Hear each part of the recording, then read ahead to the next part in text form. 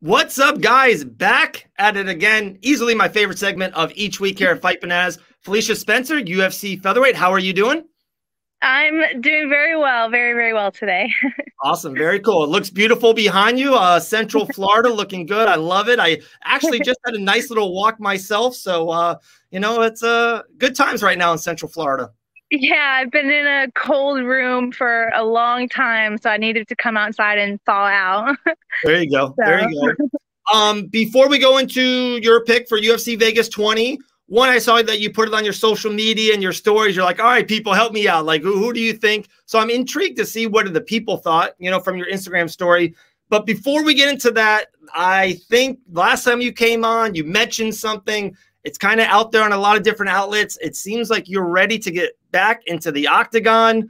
May 22nd, is that what I saw? May 22nd, Danielle Wolf. yes, it is, and that it is. So that's the name and that's the date, and I'm ready to go. There we go. When you heard about it and, finally to sign it and all of that nature, how did you feel? Because there isn't a lot of female featherweights. There isn't. And Amanda's fighting Megan coming up here next weekend. Cannot wait. Intrigued to see who your phenomenal fighter is for next weekend. But when Danielle Wolf won on the Contender, and I remember how the buzz around her name in almost in a negative way, because they felt like she didn't deserve a contract, right? But I was like, one, she has such a long legacy in combat sports, and they're definitely steering to that. And also, I was just one of these people, guys, they need female featherweights in the division, and she's another one to add to the core to keep the division going, because I really do think deep down inside the UFC wants this division to go. So how excited are you for Danielle to debut and it's your name against her and all of that into one? Yeah, I was kind of thinking when she fought in the Contender Series that we would end up meeting at some point. I didn't know if they would I thought honestly that they would find her someone else first for like a debut, but I was ready and I don't have many options myself. So, I've been doing what I shouldn't do and reading comments sometimes and seeing a lot of like just negativity around it. But it's not the first time it's happened in the UFC. I mean, back in the old UFC days, things like that happened a little more often. And it was just about building the division back then. And I feel like the female featherweight division is kind of in that building stage also. So it kind of feels weird because the rest of the divisions are so developed. And when that happens in our division, it's like, what is going on? Why is this happening? But like James Toney versus Randy Couture comes to mind as Randy Couture, people were saying, oh, I went from fighting for the title to a 1-0 competitor. Well, he was a former champion.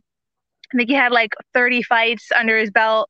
It was one of his last UFC fights, and he fought actually an MMA debut in James Toney. He was a boxer, and he, it was an exciting story, and that's all that really mattered at the time. And right now in the featherweight division, an exciting story is really all that matters. So here we are. Right. And if I could give you 3 times more credit than if you're okay with this, the Randy Couture Toney thing, there was a big gimmick to it, I felt like. And Toney was definitely way past his prime, and you just felt like he's never trained mixed martial arts. He kind of just walked into the cage. Danielle Wolf has been doing this for, 2 years. For one, she's been a high-level boxer, still very young, in her prime, and she's been in mixed martial arts for a while. And then on the Contender Series, like, you can see her. We saw her for 15 minutes. She's got legitimate skills. This isn't a James Toney thing. Right. I'm one of those people too. I saw a lot of the buzz around when the matchup was kind of announced in the last couple of days. You know me, I'm in 100% in Felicia Spencer's corner, and I do expect you to win. I would love for you to crack for the title again. I think you're that high level as a mixed martial artist, but I don't think Danielle Wolf is a pushover at all. So I definitely think she's not getting the credit or the respect I think she deserves. Yeah, I think you're right, and she's there for a reason, just like everyone I face is there in front of me for a reason. And, yeah, maybe there's a little bit more for me to lose in taking this fight, like just kind of a win-win for her, I think. Right. So that maybe in turn makes it like a lose-lose for me. But, I either win or I lose. And if I lose, then I really lose. But, oh, well, that's the game. Like, I'm not going to sit around and like not do anything and just waste my time not fighting when I have an opportunity to fight and, show my development and show things I haven't shown before. So that's what I'm here to do.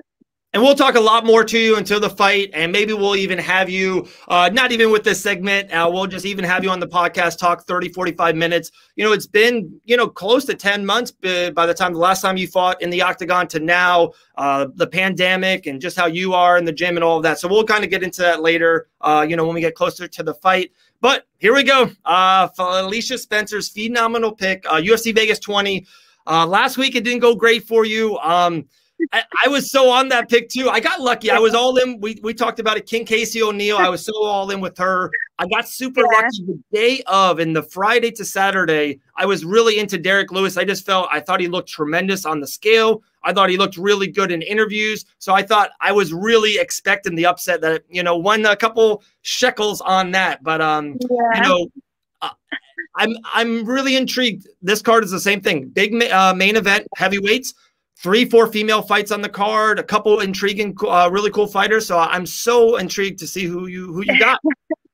Yeah. So, and I asked my, people on my story, like, who do you think? Because obviously I'm on a losing streak with my picks right now. And I for myself and a lot of people that I respect their opinions, they were saying Cyril Gahn is a really good pick, and I agree. I was actually going to pick him if he wasn't such a big favorite already.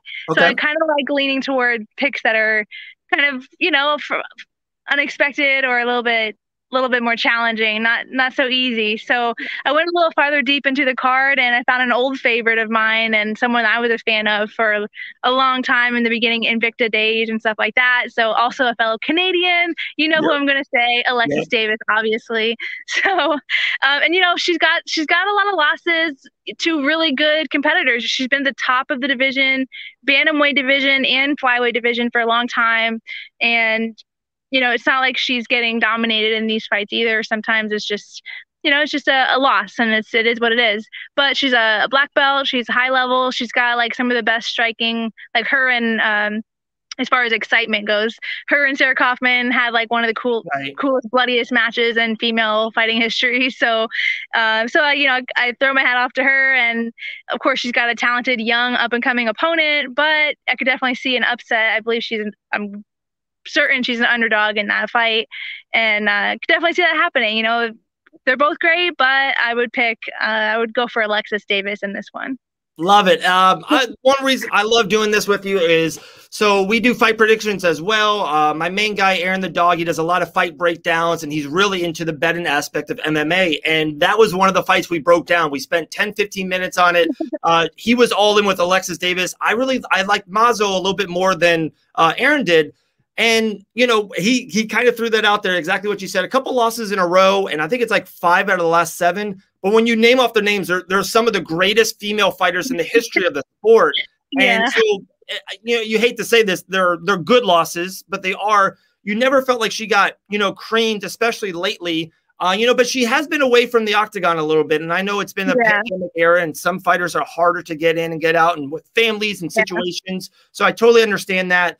But Mazo's had, I think she's 9-1, 3 UFC wins in a row. So that's a good one. And I think Alexis is a plus 200 underdog. So if you put money on her, that's a nice little comeback on it. So I like it. I think you persuaded me. I was leaning Mazo, but now with Aaron and yourself with Alexis Davis, I think I'm going to go with her as well.